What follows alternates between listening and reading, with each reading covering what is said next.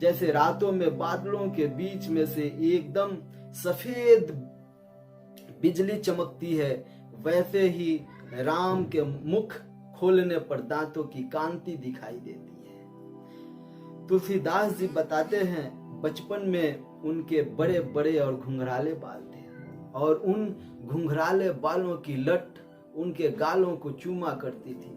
उनके मुख पर आंखें ऐसी लग रही हैं जैसे भौरे कमल में पराग रस पी रहे हैं। और श्री राम और उनके चारों भाइयों के पैरों में नुपुर यानी घुंघरू बंधे हुए हैं और वे सब एक दूसरे के पीछे पीछे भाग रहे हैं। प्रभु श्री राम के हाथ में आभूषण और गले में मोतियों की माला परी हुई है और उनके शरीर पर पीले रंग के वस्त्र परे हुए हैं। यह रूप उनका बहुत ही मनमोहक लग रहा है राम के वजूद पे हिंदू सीता को नाज, अहले नजर समझते हैं उनको इमामे हिंद। आज मैं मर्यादा पुरुषोत्तम श्री राम के बारे में बताने वाला हूँ, जो शायद आज तक आप नहीं जानते होंगे। जब रावण के अत्याचारों से पृथ्वी पर पाप बहुत अधिक बढ़ गया था, तब ब्रह्मा, इंद्रदेव और ऋषि मुनियों तक सभी भगवान विष्णु के समक्ष पधारे। सभी ने प्रार्थना की कि हे प्रभु, पृथ्वी पर सत्य और धर्म का नाश हो रहा है, पाप बढ़ रहा है। राक्षसों का राजा रावण अपने अहम और अत्याचारों से तीनों लोकों को अपने पांव तले रौंद देना चाहता है। हे प्रभु, देव, दानव, मनुष्य आदि कोई भी उस राक्षस का सामना नहीं करके विजय नहीं प्राप्त कर रहा है, क्योंकि महादेव और ब्रह्मा से उसे वरदान प्राप्त है कि देव, दानव, नाग, किन्नर, गंधर्व कोई भी उसके जीवन का अंत नहीं कर सकता। कृपया आप हम सबकी रक्षा करें। तब भगवान महादेव भी वहां पधारे और उन्होंने कहा, जब ऐसी स्थिति है तब किसी महाशक्ति को अवतार लेना आवश्यक हो जाता है। उसी समय भगवान विष्णु ने कहा कि पापी के पाप में ही उसका सर्वनाश छुपा होता है। यदि रावण यह समझता है कि पूरे ब्रह्मांड में उससे बढ़कर कोई शक्तिशाली नहीं रहा, तो उसका विनाश भी उसके इसी अहंकार में छुपा हुआ है। अपने अहंकार के कारण उसने वरदान मांगते वक्त वानर और मनुष्य के हाथों न मरने का वरदान नहीं मांगा था। जिस मानव को वह तुच्छ समझता है, उसी सामान्य मानव के रूप में मैं अवतार लेकर उसका अहंकार चूर चूर करूंगा। भगवान विष्णु ने कहा कि मैं अपनी कलाओं सहित अयोध्या नरेश श्री दशरथ के पुत्र के रूप में एक सामान्य मानव की तरह ही जन्म लूंगा और पृथ्वी की रक्षा करूंगा, जिससे धर्म और सत्य पालकों को यह विश्वास हो कि अंत में सत्य की विजय होती है और पूरी सृष्टि में केवल सत्यमेव जयते ही गूंजेगा। तो एक बार की बात है, राजा दशरथ और महर्षि वशिष्ठ उनके महल में सूर्य देव की स्तुति कर रहे थे।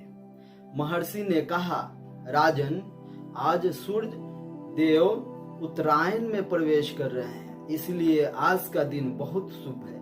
इस मुहूर्त में आप अपने कुल देव से जिस भी चीज की प्रार्थना करेंगे वो आपको अवश्य ही मिल जाएगी।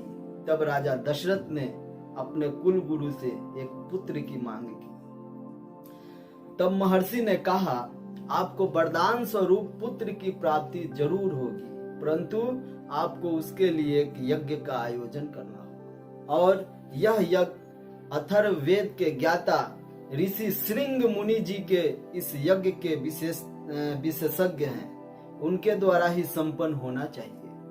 तब राजा दशरथ ने कहा, मैं ऋषि श्रृंग जैसे महान ऋषि मुनि से प्रार्थना करने स्वयं भिक्षु के भांति नंगे पांव जाऊंगा।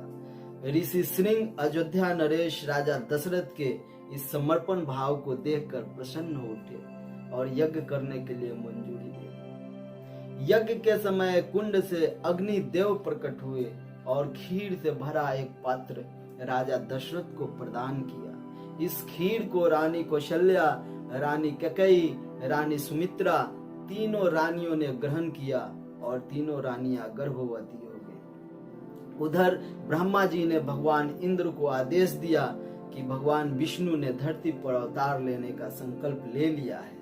आप सभी देवी देवताओं को पृथ्वी पर वानर रूप में जन्म लेकर प्रभु की सेवा करने का आदेश दिया जाता है। मधुमास के शुक्ल पक्ष की नवमी, यह दिन भगवान विष्णु को अत्यंत प्रिय है।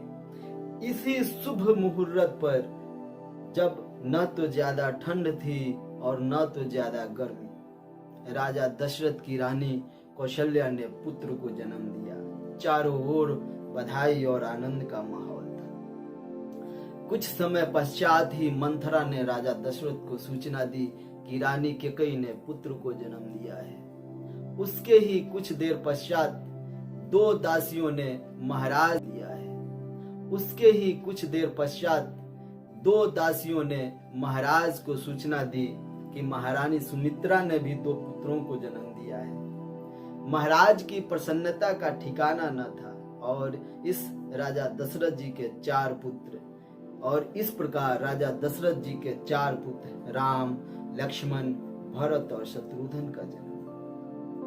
चारों राजकुमारों का नामकरण महर्षि वशिष्ठ जी के द्वारा किया गया। नामकरण के पश्चात ही महर्षि वशिष्ठ जी ने एक भविष्यवाणी भी की। वह भविष्यवाणी यह थी कि चारों भाइयों में अत्यधिक प्रेम होगा।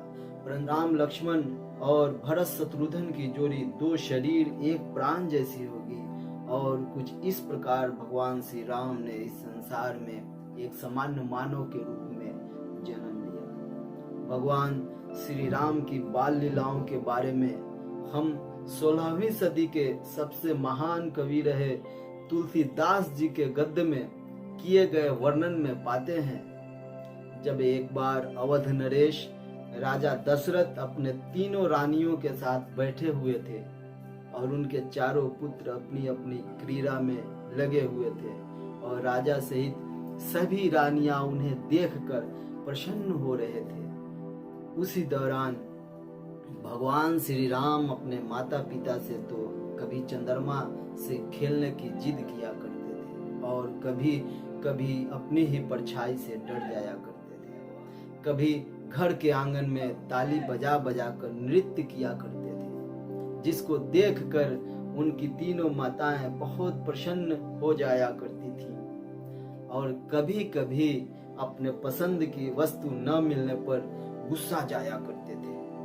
प्रभु श्री राम के बाल अवतार की सुंदरता का वर्णन करते हुए तुलसीदास जी कहते हैं, जैसे रातों में बादलों के बीच में से एकदम सफेद बिजली चमकती है, वैसे ही राम के मुख खोलने पर दांतों की कांति दिखाई देती है। तुलसीदास जी बताते हैं, बचपन में उनके बड़े बड़े और घुंघराले बाल थे और उन घुंघराले बालों की लट उनके गालों को चूमा करती थी। उनके मुख पर आंखें ऐसी लग रही हैं जैसे भौरे कमल में पराग रस पी रहे हैं। और श्री राम और उनके चारों भाइयों के पैरों में नुपुर यानी घुंघरू बंधे हुए हैं और वे सब एक दूसरे के पीछे पीछे भाग रहे हैं। प्रभु श्री राम के हाथ में आभूषण और गले में मोतियों की माला परी हुई है और उनके शरीर पर पीले रंग के वस्त्र परे हुए हैं। यह रूप उनका बहुत ही मनमोहक लग रहा है। इस प्रकार से कवि तुलसीदास जी ने भगवान श्री राम के बाल जीवन के एक किस्से के जरिए उनके बाल मन को बताया है। हम सबको पता है कि भगवान श्री राम को 14 वर्षों का वनवास दिलवाने के पीछे पूरा हाथ उनकी माता कैकेयी का था। तो यह जानने से पहले कि माता कैकेयी ने भगवान श्री राम का ही वनवास क्यों मांगा, माता कैकेयी ने भगवान श्री राम का ही वनवास क्यों मांगा, ये पार्ट बहुत जल्द ही अपलोड किया जाएगा।